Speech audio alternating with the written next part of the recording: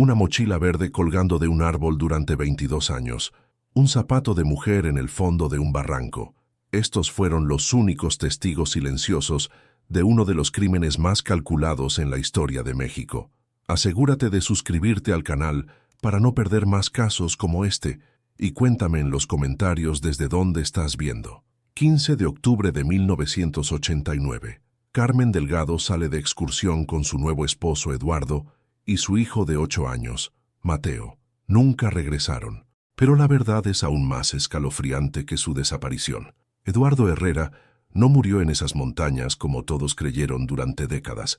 Había planeado meticulosamente convertir a la familia de su esposa en sus prisioneros personales. Carmen descubriría sus verdaderas intenciones demasiado tarde y el pequeño Mateo pagaría el precio más terrible. Lo que dos alpinistas encontraron en 2011 no fueron víctimas de un accidente montañoso, sino evidencia de un depredador que había construido el refugio perfecto para sus crímenes. Una historia que demostraría que los monstruos no siempre se esconden en las sombras, a veces duermen en nuestra propia cama. En octubre de 1989, las montañas de la Sierra de Guanajuato guardaban secretos que parecían imposibles de descifrar. La familia Herrera había decidido emprender lo que sería su última aventura juntos. Eduardo Herrera, de 35 años, calvo en la frente con barba corta perfectamente recortada, ajustó su jaqueta azul marino mientras revisaba el equipo. Su mochila verde oliva contenía provisiones para 3 días de camping. A su lado, Carmen Delgado, de 29 años, acomodaba su cabello ondulado castaño en una coleta alta. Su jaqueta roja contrastaba con el paisaje otoñal, y su mochila verde con detalles morados llevaba los medicamentos del pequeño Mateo. El niño de 8 años, hijo del primer matrimonio de Carmen, saltaba emocionado con su camiseta verde de mangas amarillas y shorts de trilla. Su pequeña mochila amarilla contenía sus juguetes favoritos y algunos dulces que su madre había empacado en secreto. La familia se había mudado a Guanajuato apenas 6 meses atrás, después de que Carmen se casara con Eduardo. Para el mundo exterior, parecían la familia perfecta en busca de una nueva aventura. El sendero que eligieron era conocido por los lugareños como El Silencio, debido a la extraña quietud que reinaba en esa parte de la montaña. Pocos excursionistas se aventuraban por ese camino, ya que la señalización era escasa y el terreno traicionero. Eduardo había insistido en tomar esa ruta específica, alegando que quería mostrar a su nueva familia un lugar especial que había descubierto años atrás durante sus expediciones solitarias. Carmen había sentido cierta inquietud esa mañana. Eduardo había estado más callado de lo usual y sus ojos tenían una intensidad que no lograba descifrar. Sin embargo, atribuyó su nerviosismo a la emoción natural de una primera gran aventura familiar. Mateo, por su parte, confiaba completamente en su padrastro, quien había llegado a su vida como una figura paternal que nunca había tenido. La última vez que fueron vistos fue en el puesto de guardabosques de San Miguel de Allende, donde registraron su entrada al Parque Nacional a las 7:30 de la mañana. El guardia recordaría después que Eduardo parecía ansioso por partir, mientras que Carmen tomaba fotografías de Mateo posando junto al letrero del parque. Nadie podría imaginar que esas serían las últimas imágenes de la familia completa. Mientras se adentraban en la montaña, las huellas de sus botas se marcaban claramente en el sendero húmedo. Eduardo llevaba el paso, seguido por Mateo, quien caminaba con la energía característica de los niños de su edad. Carmen cerraba la marcha, deteniéndose ocasionalmente para tomar fotografías del paisaje. El silencio de la montaña envolvía sus pasos, como si la naturaleza misma presintiera la tragedia que estaba por desenvolverse en sus profundidades.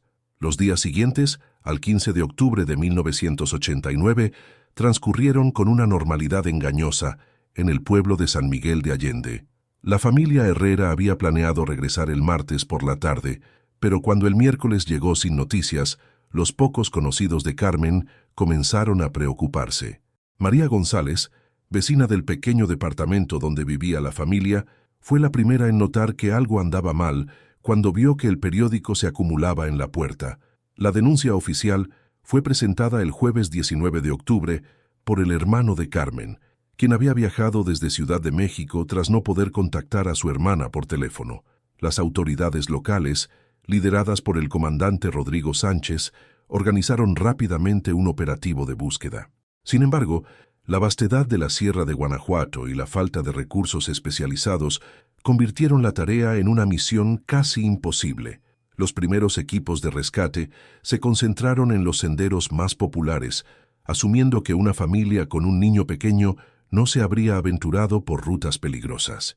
Esta suposición inicial resultaría ser un error crucial que retrasaría la búsqueda por días preciosos.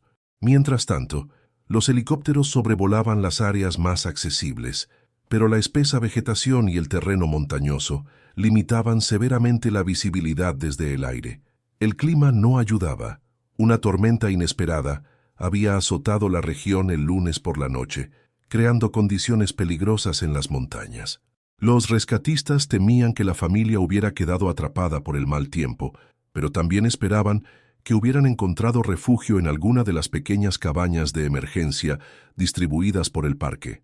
Durante la segunda semana de búsqueda, los esfuerzos se extendieron hacia rutas menos transitadas. Fue entonces cuando un equipo encontró las primeras pistas, huellas de botas que coincidían con el calzado que llevaba la familia, registradas en el barro cerca de un arroyo a varios kilómetros del sendero principal. Las huellas indicaban que habían continuado montaña arriba, hacia una zona conocida por su terreno inestable y acantilados peligrosos. La comunidad de San Miguel de Allende se volcó en apoyo a la búsqueda. Voluntarios llegaban cada día al centro de operaciones, trayendo comida para los rescatistas y organizando grupos de oración. Carmen había trabajado como maestra en la escuela local durante los pocos meses que vivió en el pueblo, y sus colegas recordaban su sonrisa amable y su dedicación a los estudiantes. Mateo había comenzado a asistir a la escuela primaria local, donde rápidamente se había hecho amigo de varios compañeros. Eduardo, por el contrario, era una figura más enigmática en la comunidad. Trabajaba como ingeniero en una empresa de construcción y mantenía un perfil bajo. Sus compañeros de trabajo lo describían como eficiente pero reservado, alguien que raramente participaba en conversaciones casuales o actividades sociales. Esta diferencia en cómo los conocían localmente comenzaría a cobrar importancia más adelante. Después de 3 semanas de búsqueda intensiva, los equipos de rescate comenzaron a encontrar evidencia dispersa que pintaba un cuadro confuso y perturbador. A lo largo de un barranco particularmente empinado, los rastreadores descubrieron fragmentos de tela roja que coincidían con la jaqueta de Carmen. Los pedazos estaban enganchados en arbustos espinosos a diferentes alturas, sugiriendo una caída o un forcejeo.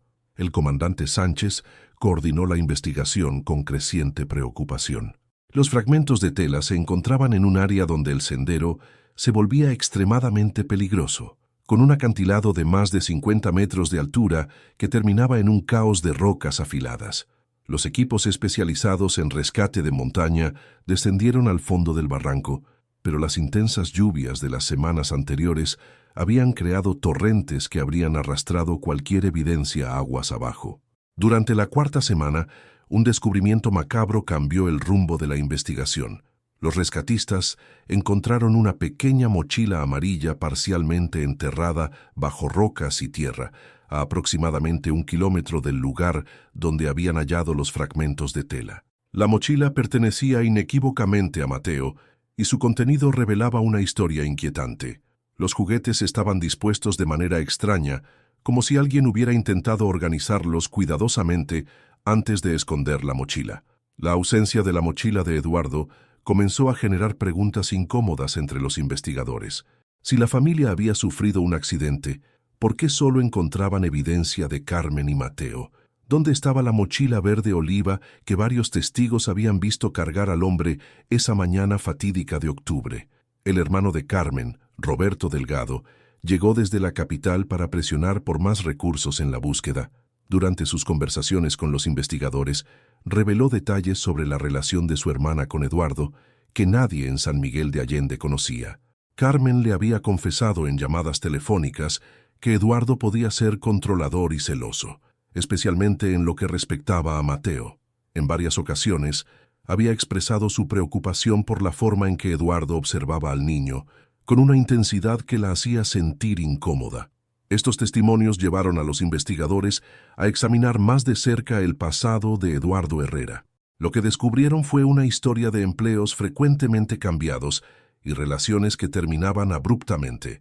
Su empleo anterior había sido en Guadalajara, donde había trabajado para una empresa de construcción hasta que, según registros oficiales, había renunciado súbitamente sin dar explicaciones a sus supervisores.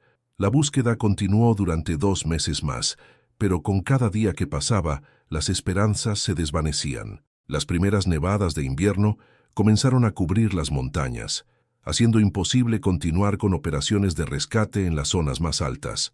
El 20 de diciembre de 1989, el comandante Sánchez anunció oficialmente que la búsqueda activa se suspendería hasta la primavera, aunque el caso permanecería abierto.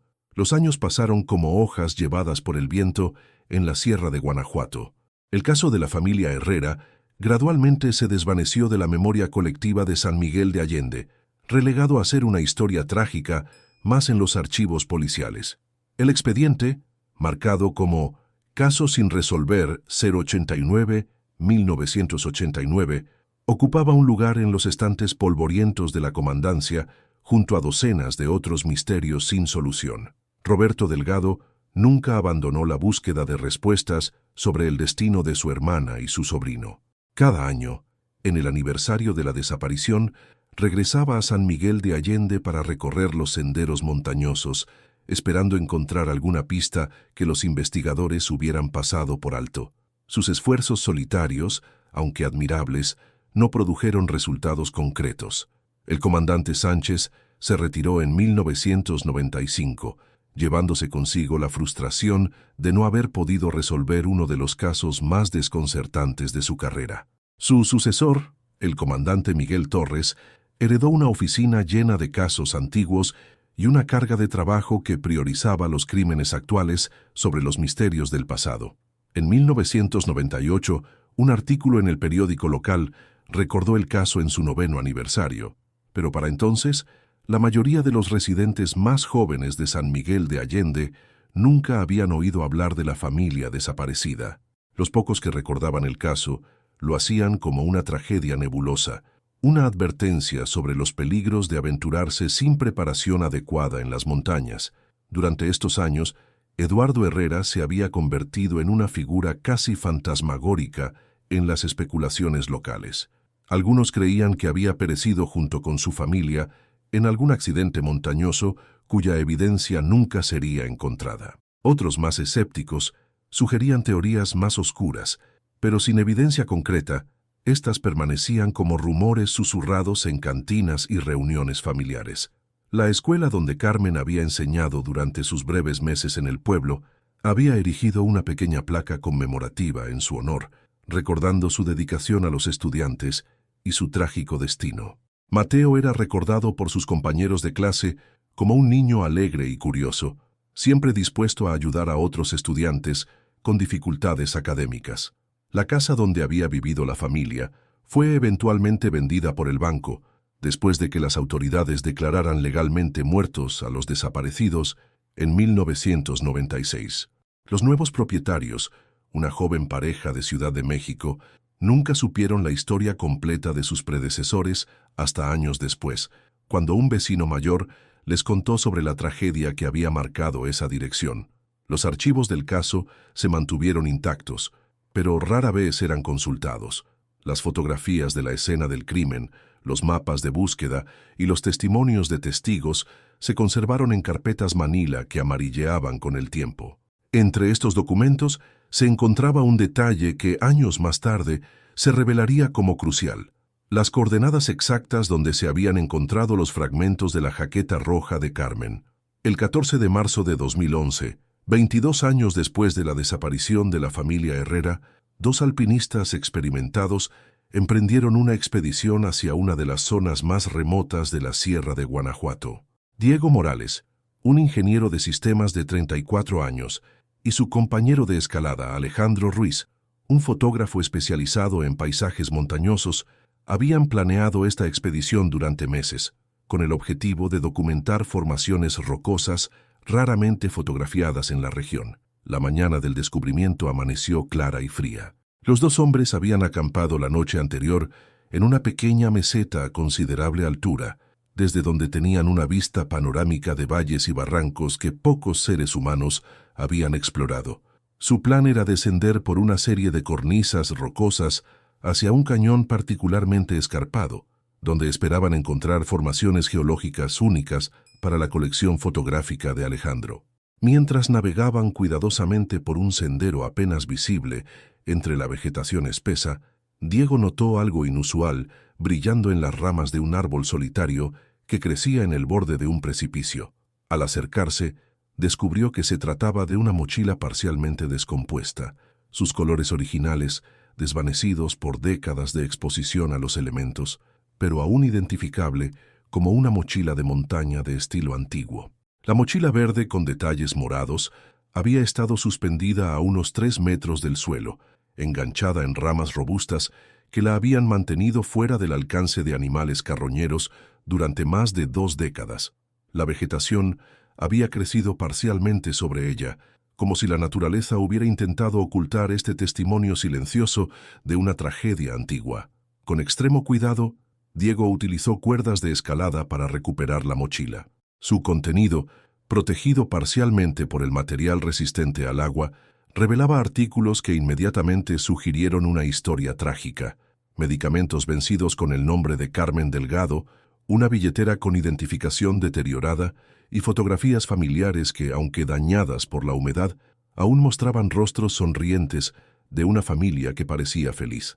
Alejandro, mientras tanto, había continuado explorando el área circundante y había hecho un descubrimiento aún más perturbador. En la base del acantilado, parcialmente oculto bajo rocas desprendidas y vegetación, encontró un zapato de montaña que claramente había pertenecido a una mujer.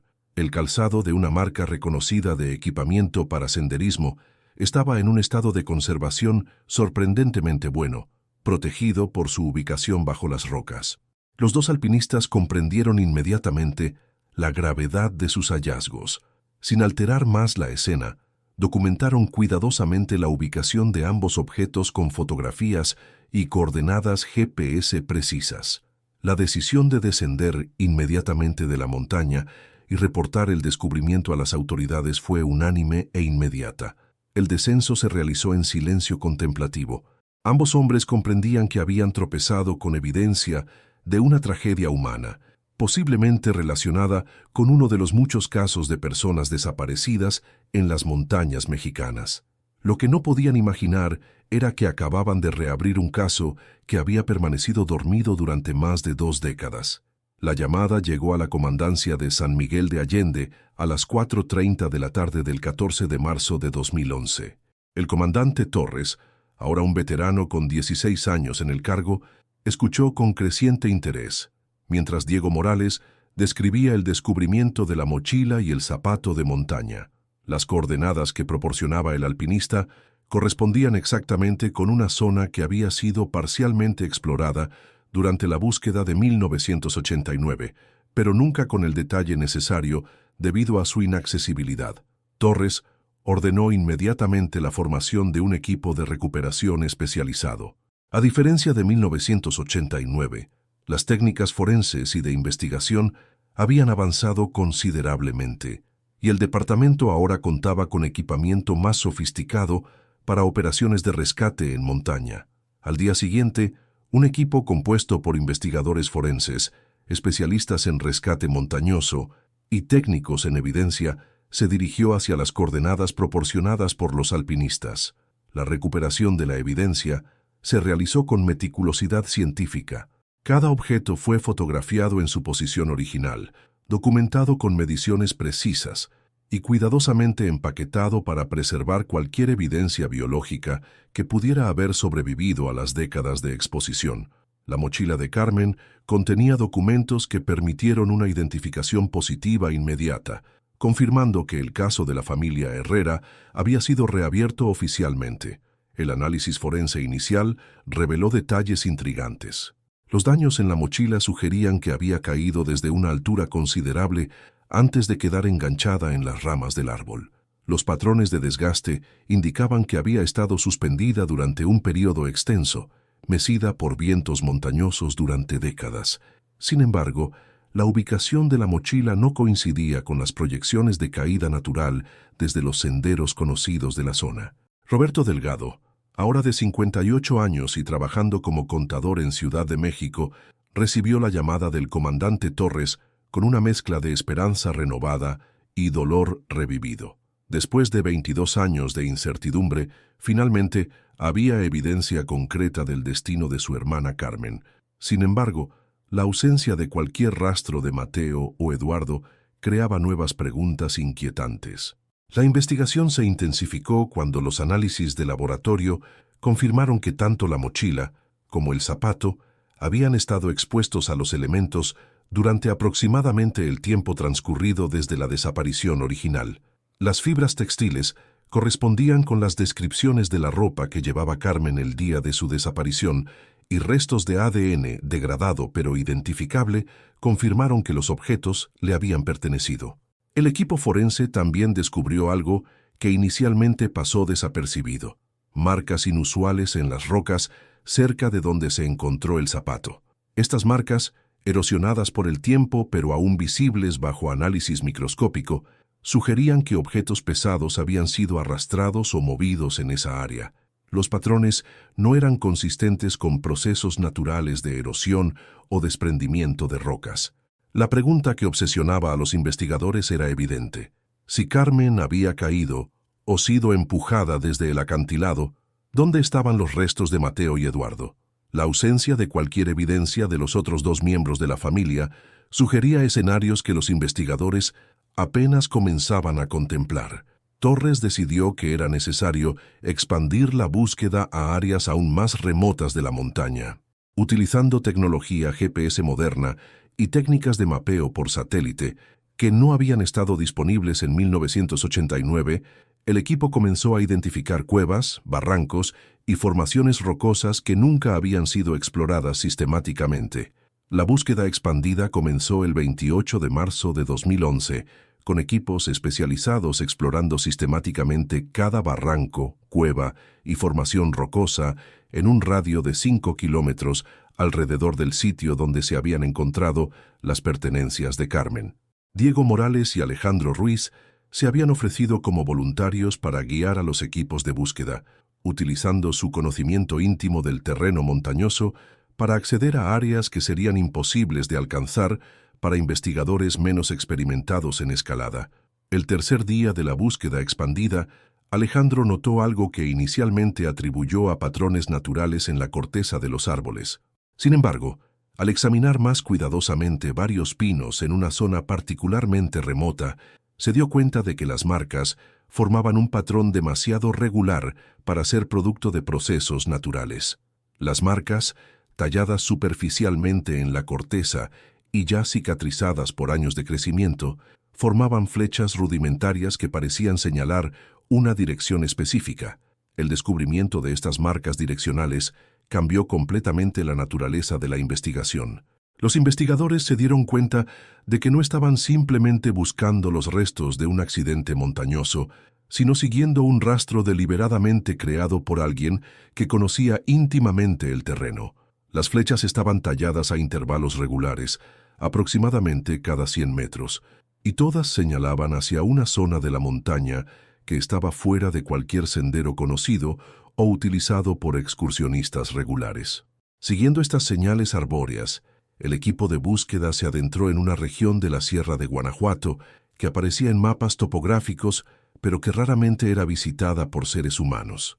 El terreno se volvía progresivamente más difícil, con pendientes empinadas y vegetación densa que hacía el avance lento y peligroso. Las flechas continuaban apareciendo con regularidad inquietante, como si alguien hubiera marcado deliberadamente un camino secreto a través del paisaje montañoso. La vegetación en esta área mostraba signos de haber sido alterada años atrás. Ramas cortadas de manera no natural, senderos apenas perceptibles entre la maleza y áreas donde la vegetación había sido deliberadamente podada sugerían que alguien había mantenido un acceso regular a esta zona remota durante un periodo considerable de tiempo. El equipo estableció un campamento base temporal cuando las flechas los llevaron a una meseta natural, parcialmente oculta por formaciones rocosas. Esta ubicación ofrecía una vista panorámica de los valles circundantes, pero estaba completamente invisible desde cualquier sendero conocido o área de acceso público. La meseta mostraba signos inequívocos de ocupación humana, círculos de piedras que habían servido como fogatas, áreas niveladas artificialmente y restos de estructuras temporales que habían sido desmanteladas pero cuyos cimientos aún eran visibles. Torres, quien había acompañado personalmente esta fase de la búsqueda, comprendió que estaban ante evidencia de una ocupación prolongada y planificada de esta área remota. Los patrones sugerían que alguien había utilizado esta ubicación como refugio o escondite durante un periodo considerable, posiblemente años. La pregunta que atormentaba a todos los miembros del equipo era obvia. ¿Quién había creado este refugio secreto y con qué propósito?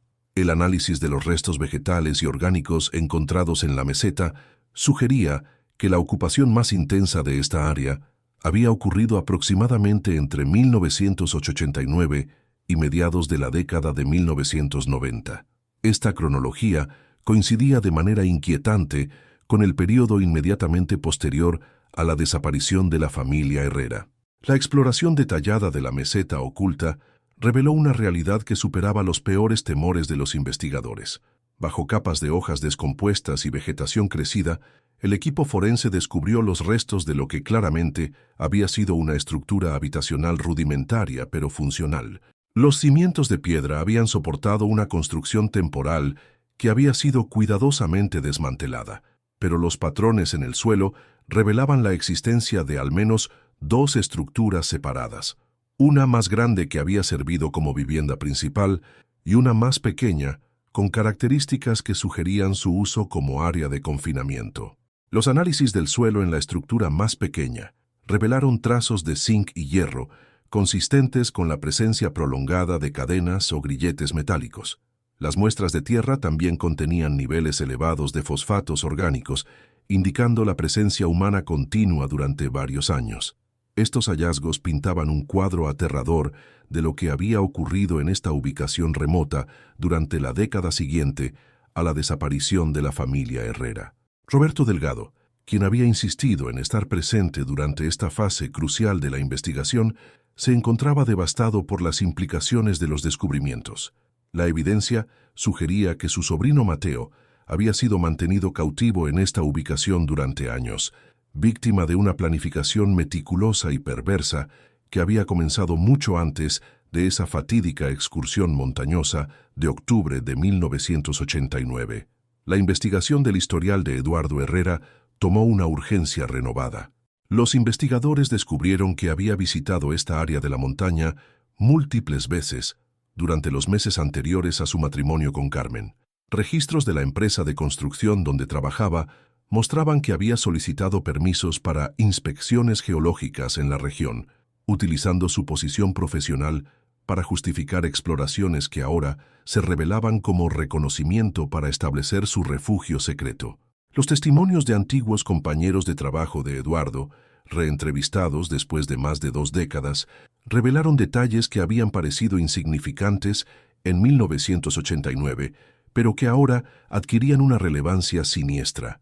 Eduardo había mostrado un interés inusual en técnicas de supervivencia en montaña, había adquirido equipo especializado de camping y había hecho comentarios sobre la facilidad con la que alguien podría desaparecer en las vastas extensiones de la Sierra de Guanajuato. La búsqueda de restos humanos en el área del refugio se realizó con tecnología forense avanzada, incluyendo radares de penetración terrestre y análisis químicos del suelo. Aunque no se encontraron restos esqueléticos completos, los investigadores descubrieron fragmentos óseos pequeños y dientes que fueron enviados para análisis de ADN.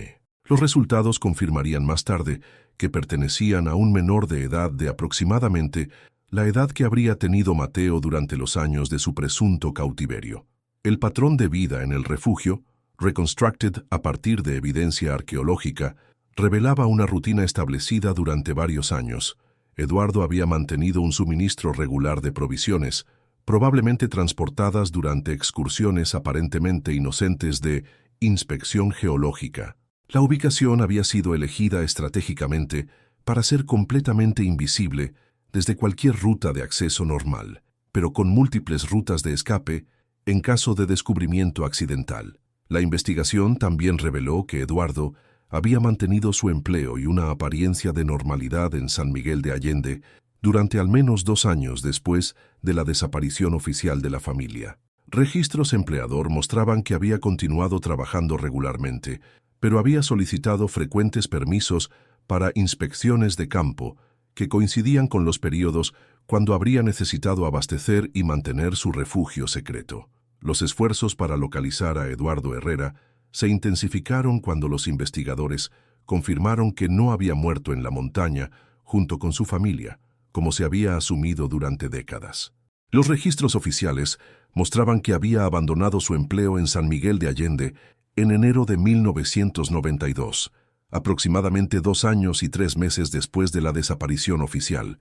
Su partida había sido abrupta, pero no había levantado sospechas en ese momento, ya que muchos empleados de construcción cambiaban frecuentemente de ubicación siguiendo proyectos.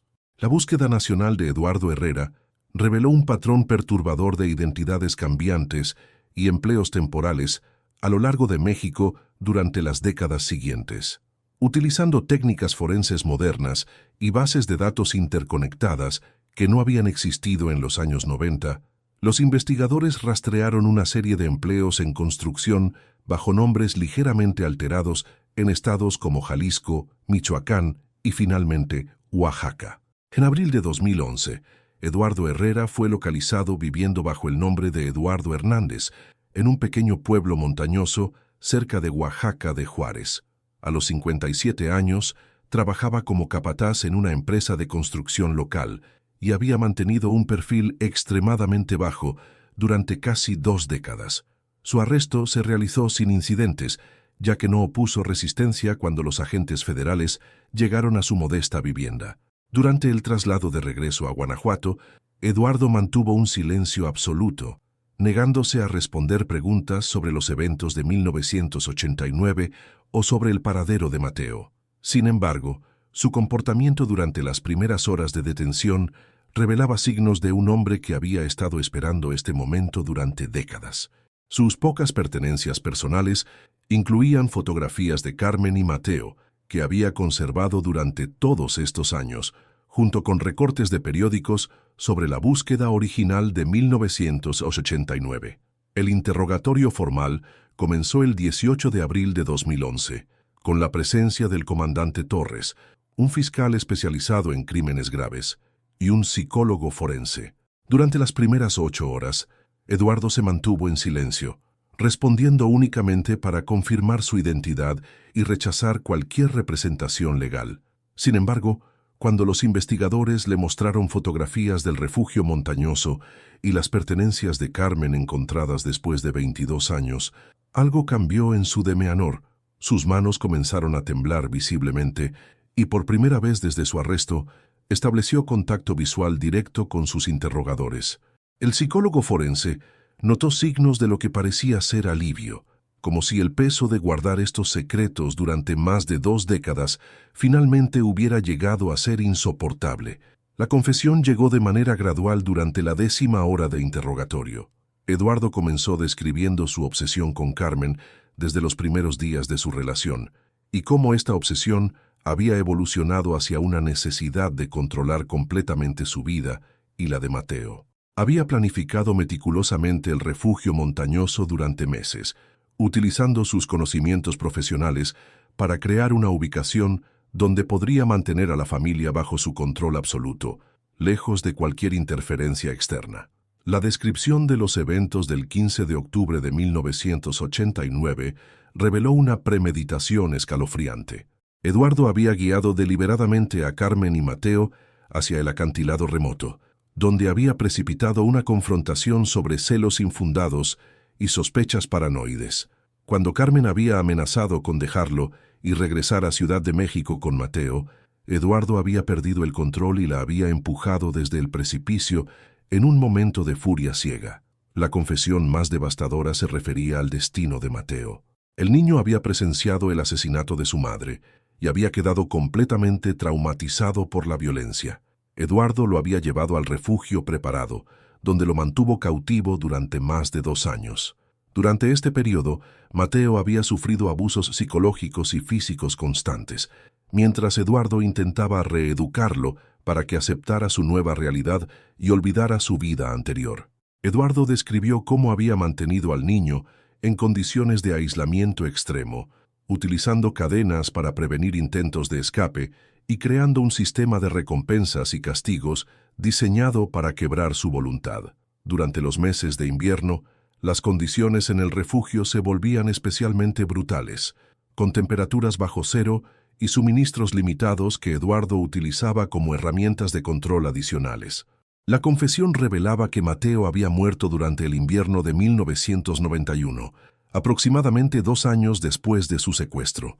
Eduardo afirmó que la muerte había sido el resultado de una enfermedad respiratoria que se había complicado debido a las condiciones precarias del refugio y la falta de atención médica adecuada. Sin embargo, los investigadores sospechaban que la realidad había sido aún más siniestra, posiblemente involucrando violencia directa cuando el niño había crecido lo suficiente como para representar una amenaza física para su captor.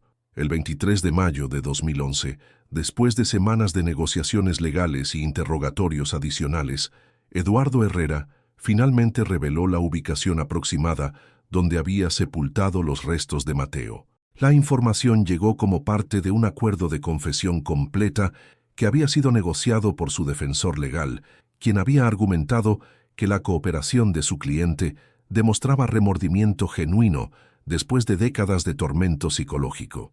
El equipo de recuperación, liderado nuevamente por especialistas forenses y acompañado por Roberto Delgado, se dirigió hacia una zona de la montaña que estaba a aproximadamente 3 kilómetros del refugio original. La búsqueda se complicó por el hecho de que la vegetación había crecido considerablemente durante los 20 años transcurridos, alterando completamente el paisaje que Eduardo recordaba de 1992. Durante 4 días de búsqueda meticulosa, utilizando detectores de metales y radares de penetración terrestre, el equipo exploró sistemáticamente el área señalada. El 27 de mayo, los investigadores finalmente localizaron restos óseos humanos enterrados a una profundidad de aproximadamente 1,5 metros, en un sitio marcado por una formación rocosa natural que había servido como punto de referencia para Eduardo durante todos estos años. Los restos fueron recuperados con el máximo cuidado forense y transportados inmediatamente a laboratorios especializados en Ciudad de México para análisis completos. Los resultados confirmaron lo que todos temían. Los restos pertenecían a un menor de edad masculino, cuya edad en el momento de la muerte coincidía con la que habría tenido Mateo Delgado en 1991. El análisis de ADN, comparado con muestras proporcionadas por Roberto Delgado, confirmó definitivamente la identidad del niño. El entierro de Mateo Delgado se realizó el 15 de junio de 2011, exactamente 21 años, 7 meses y 31 días después de su desaparición. La ceremonia se llevó a cabo en el Panteón Municipal de San Miguel de Allende, con la presencia de Roberto Delgado, antiguos compañeros de clase del niño que ahora eran adultos, maestros jubilados que lo recordaban y miembros de la comunidad que habían participado en las búsquedas originales de 1989. Carmen Delgado fue sepultada en una ceremonia separada, después de que sus restos fueron finalmente recuperados del fondo del barranco, donde habían permanecido durante más de 2 décadas. El comandante Torres, quien había dedicado meses de su carrera a resolver este caso, pronunció unas palabras durante la ceremonia, destacando la importancia de nunca abandonar la búsqueda de la verdad, sin importar cuánto tiempo transcurra. Eduardo Herrera fue sentenciado a cadena perpetua por los asesinatos de Carmen Delgado y Mateo Delgado, además de cargos adicionales por secuestro, abuso infantil y obstrucción de la justicia. Durante su sentencia, mostró lo que los observadores describieron como remordimiento genuino, aunque muchos cuestionaron si este arrepentimiento era real o simplemente el resultado de décadas de culpa acumulada y el alivio de finalmente haber sido capturado. Roberto Delgado estableció una fundación en memoria de su hermana y su sobrino, dedicada a mejorar los protocolos de búsqueda y rescate en áreas montañosas de México. La fundación también proporciona apoyo a familias de personas desaparecidas, reconociendo que la búsqueda de la verdad a menudo requiere décadas de persistencia y que ningún caso debe ser considerado completamente perdido. Los alpinistas Diego Morales y Alejandro Ruiz fueron reconocidos oficialmente por las autoridades estatales por su papel crucial en la resolución del caso. Su descubrimiento accidental había roto un silencio de 22 años y había traído justicia a una familia que había sufrido una de las tragedias más calculadas y crueles en la historia criminal de la región. El refugio montañoso donde Mateo había sido mantenido cautivo fue completamente destruido por orden judicial y el área fue designada como un memorial natural. Una placa discreta marca el sitio, recordando la importancia de la vigilancia comunitaria y la protección de los más vulnerables de la sociedad. La historia de la familia Herrera se convirtió en un caso de estudio en academias de policía mexicanas, ilustrando cómo la tecnología moderna, la persistencia investigativa y la cooperación ciudadana pueden resolver incluso los casos más antiguos y aparentemente imposibles. Más importante aún, el caso destacó la importancia de tomar en serio las señales de alerta en relaciones domésticas y la necesidad de sistemas de apoyo más robustos para familias en situaciones de riesgo. El sendero donde comenzó esta tragedia todavía existe en la Sierra de Guanajuato, pero ahora lleva un nombre diferente: Sendero de la Memoria, en honor a Carmen y Mateo Delgado. Los excursionistas que lo recorren encuentran señales que narran brevemente su historia, sirviendo como recordatorio de que incluso en los lugares más hermosos de la naturaleza, la vigilancia y la precaución son esenciales para la seguridad de todos. Si has llegado hasta aquí y quieres ver más historias como esta, te invito a suscribirte al canal y activar la campanita de notificaciones para no perderte ninguna historia. Deja tu like para que podamos seguir compartiendo más historias como esta. Hasta la próxima.